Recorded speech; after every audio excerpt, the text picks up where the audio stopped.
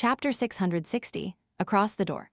Without hesitation, Lugano pushed himself up and hurried to the fallen horse, carefully examining it. After a few seconds, he exclaimed regretfully, "It's dead." The poor horse was unlucky. Despite being over 100 meters away, it was hit twice by a flurry of gunshots. One bullet struck its side, and the other hit its head. It couldn't be any more dead. In contrast, the carriage driver remained unscathed. At most, he had scraped his skin during the tumble. Lumion glanced at Kolobo, who had his back turned to him and the others, seemingly on guard against any potential attacks from the depths of the forest. He led Ludwig, who had been thrown from the carriage, to the side of the motionless, bleeding horse corpse. "Stop the bleeding," Lumion instructed Lugano. Why stop it when the horse is already dead? Although Lugano didn't understand, he extended his shimmering palm. After the dead horse's wounds closed, Lumion turned to Ludwig and said, "Your turn." Ludwig, dressed in a child's formal attire, nodded slightly. He extended his right palm, gripping the dead horse with his 5 fingers, and slowly raised it. The blood-stained corpse of the horse suddenly stood up, causing the overturned carriage to shift slightly. Upon seeing this, Camus gave a barely perceptible nod. Is this child from the death pathway or the prisoner pathway? However, there's no cold aura or corpse-like aura. After Lugano righted the carriage, the undead horse corpse continued pulling the 5 of them towards Tizimo. Just before noon, Lumion spotted their destination. It was a small town half encircled by rubber trees, acacia trees, laurels, and other vegetation. Several plantations dotted the muddy road, and the air was filled with different spice scents and the alluring smell of roasted meat. Tizimo's buildings were unique. Apart from the eternal blazing sun church cathedral, which had a distinct northern style, the rest were propped up by wooden stakes and stone pillars. They were reminiscent of West Balham, the base deliberately left empty underneath. This was due to the humid air and abundant rainfall in many West Balham areas. Water would often overflow and pool below. Lumion climbed down from the 4-wheeled, 4-seater carriage, watching the people busy with their tasks in the plantation and the town. Trier, Quartier de la Cathédrale commémorative, apartment 702, 9 Rue Orsay. Franca reclined in the recliner, rocking gently as she recollected the previous day's events. After Jenna woke up that morning, she went out to the streets to buy meat, vegetables, fruits, and bread, making Franca wonder if she had experienced a wet dream or hallucination. Why did she suddenly volunteer to help me with digesting the potion? Compared to most Trarians, she can definitely be considered conservative. Moreover, she was so direct and straightforward that I almost lost my desires out of shock. Shouldn't she flirt first to set the mood? When the time comes, even if she doesn't initiate, I won't be able to control myself. The more Franca thought about it, the more puzzled she became. She felt Jenna wouldn't normally act that way. After recalling Jenna's past experiences and actions, she realized there was no issue. That was precisely what Jenna would do. Jenna has a bold nature, or rather, a personality that allows her to act decisively. After the showy diva singer who helped her was raped by Margit and became unstable, she was truly willing to go to extremes to assassinate Margit and avenge her friend. To that end, she even indebted herself to me for the assassin potion and firmly became a Beyonder despite her finances. At the Hughes Artois banquet, she faced the member of parliament protected by official Beyonders and evil god's minions. She risked everything, disregarding her own fate.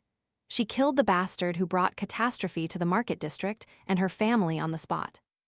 In her heart, I should still be more important than that showy diva friend of hers. Suddenly going to extremes and offering to help me with the potion's effects is indeed something she would do. Besides, Sai, this definitely isn't a spur-of-the-moment idea. She has asked me several times about my progress digesting the pleasure potion and if I have a new partner. She even recommended Lumion. Realizing that I haven't found a new partner and that I'm only open-minded outwardly, she decided to act after being stirred by Lumion advancing to sequence 5 yesterday. That doesn't seem enough reason. Jenna wouldn't sacrifice her body because of just those things. Sacrifice. Could it be that she had long realized I secretly liked her and didn't seek out a new partner because of her. Could she believe she affected my digesting the pleasure potion, causing her to act? Yes, that must be it. That's the only way she'd truly go to such extremes. Why can't I find any hint of romantic love? Franca wailed inwardly.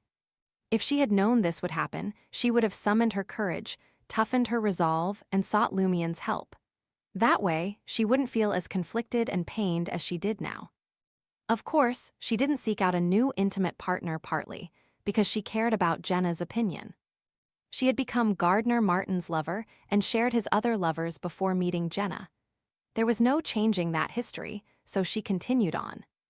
After Gardner Martin's demise, she had claimed she wanted Browns to experience true pleasure and participate in the demoness's female orgies, but most of it was just talk. She was filled with anticipation only out of novelty. If Browns suddenly agreed, she might hesitate and make excuses. She didn't want to leave an unrestrained image in Jenna or Lumien's minds. To put it simply, her answer to the question, "Is there really no one in this world you care about?" had changed, so she was hesitant to actively pursue a new intimate partner. Jenna had no substantial intimate experience, so she didn't know how to set a mood for such situations. She could only revert to the straightforward seduction from when she was little minx, but she didn't want to deceive my feelings and make me fall deeper. That's why she acted that way yesterday. Thankfully, she's relatively level-headed. She didn't seek a lover to make me give up, allowing me to truly find a new intimate partner. Yes, she might think that would be giving me prolonged pain and not prolonged pleasure. It would have hindered my digestion of the potion. Franca felt even more dejected after piecing together the entire situation. On the stairs leading to apartment 702. Jenna held a bag of bread and a basket of beef, vegetables, and fruits, reluctant to go back inside. Recalling yesterday's events made her blush, unsure of how to face Franca. In her previous days as a showy diva singer, she had witnessed others' affection and felt it was just so-so. Although exciting, she thought she could endure it. Unexpectedly, after experiencing it for real, she realized pleasure could make people become consumed by it. Jenna took a few deep breaths to calm herself. What troubled her now was how to interact with Franca. Wait, should I pretend nothing happened and face her with my usual demeanor? Should I be more cheerful and take the initiative to mention yesterday, pretending it's no big deal so Franca doesn't mind? But won't this upset her? She needs to digest the pleasure potion. Besides, one pleasure encounter is definitely not enough. I have to spend time with her as a couple. Should I keep seducing her tonight like yesterday, or wait for her to initiate? Damn it, how annoying. Jenna found such matters more vexing than assassinating powerful figures. Whether avenging herself on Margit or killing Hugues Artois, she had always felt death was the worst outcome, no big deal. However, this situation clearly hadn't reached life or death stakes. The subsequent troubles would linger. Jenna couldn't help but feel frustrated at the thought of maintaining an intimate physical relationship with Franca and all the complexities involved. She wished she could simply assassinate the Minister of Industry, Morin Avigny, instead. Taking deep breaths to steady her emotions, Jenna analyzed how to approach this from an actress's perspective to make Franca more accepting of future intimacies. She had already taken the first bold step. She definitely wasn't willing to give up now. She planned to continue their relationship until Franca finished digesting the pleasure potion's effects. After figuring out her next move, Jenna's lips curled into a faint smile. Carrying bread and ingredients, she briskly climbed the stairs and returned to apartment 702. As soon as she opened the door, Franca jumped up from the recliner instinctively and forced a smile. She said nervously, "You're back." Amused by Franca's actions, Jenna chuckled and sighed inwardly. How great would it be if you didn't want to become lovers? Jenna calmly walked to the dining table and placed her items on it. Then, she glared at Franca.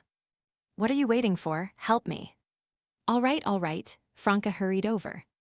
Seeing that Jenna wasn't reserved or distant, nor reverted to her usual demeanor, she felt an inexplicable relief. She even began to anticipate the night's arrival. Sizzle, sizzle. The juices from a piece of beef dripped onto the fire, transforming into smoke that swirled upwards, blending with the aroma of spices. This caused Ludwig to swallow a few mouthfuls of saliva. However, the boy patiently waited, not rushing the cook until the beef roasted to its optimal state. Lumion turned his body and gazed at a 3-story building diagonally across from the restaurant.